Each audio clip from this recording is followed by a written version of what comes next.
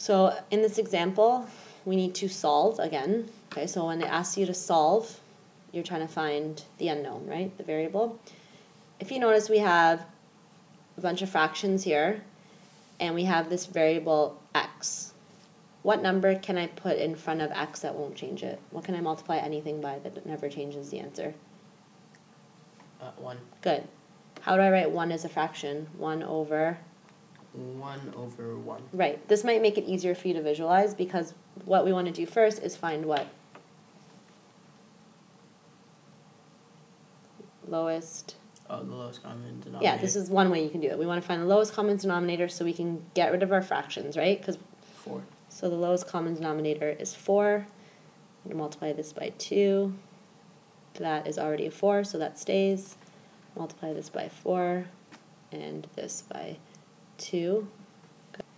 2 over 4x plus 3 over 4 equals 4 over 4x minus 2 over 4. Okay, so there's a couple of things you could do now. You can either leave them all as fractions and simplify, or you can get rid of the fraction and then simplify. Which method do you want to do?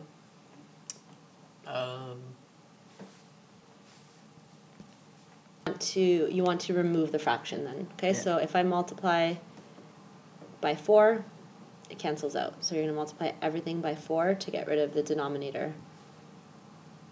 Good.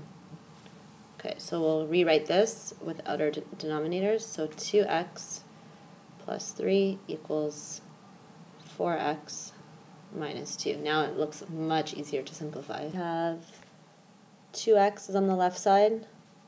4x is a like term. It's a positive on the right side, becomes negative on the left side. Then we have our negative 2 on the right side. So does that sign change? If it's a negative 2 on the right side, and I leave it? Yes. It stays as negative 2, good. And then this plus 3 becomes? Becomes negative 3. Good. 2 take away 4? Negative 2. Negative 2x, and negative 2 take away 3, good, is negative 5. What do I need to do to both sides to isolate x, to solve for x? Divide by negative 2. Good, divide by negative 2. Negative divided by a negative is a positive, and 5 divided by 2? Divided by 2 is 2.5. Good.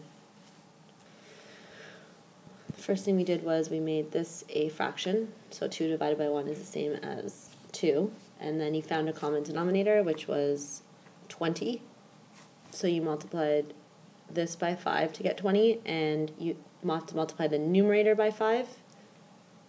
Here we have to multiply by 4, and we have to multiply the numerator by 4.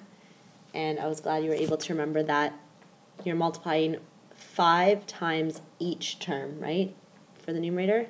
So 5 times 4x is 20x, and 5 times negative 1 is negative 5.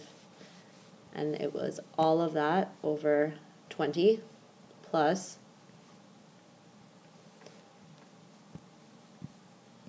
4 times 2x, 8x, and 4 times negative 1 is negative 4. Good, you got that right. And we also have to multiply the right side to get a common denominator, so we're going to multiply it by 20. So we have 40 over 20. So now that we have a common denominator, we want to get rid of it, right? Opposite of dividing by 20, multiply it by 20, it's gone. Multiply the whole thing by 20, it's gone. And multiply this by 20, and it's gone. So what are you left with? So I'm left with 20x minus 5 plus 8x minus 4. Good. Equals? 40. Good.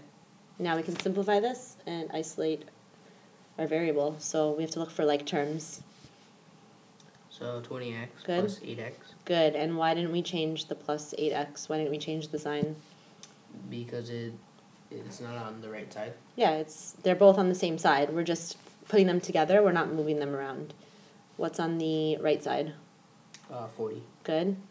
And what do we need to combine with that? Negative 5 and negative 4. Good. And what's the opposite of minus 5 and minus 4? Plus 5 and plus 4. Good. Okay, so 28x equals 40 plus 5 plus 4 is 49. How do I solve for x? What do you have to do to both sides? You have to divide by 28. Good. That's how I'm going to isolate my variable. I have to divide this by 28. So x equals 49 over 28. Can you simplify that? So if we write it as a decimal, x equals 1.75. Made with Doodlecast Pro.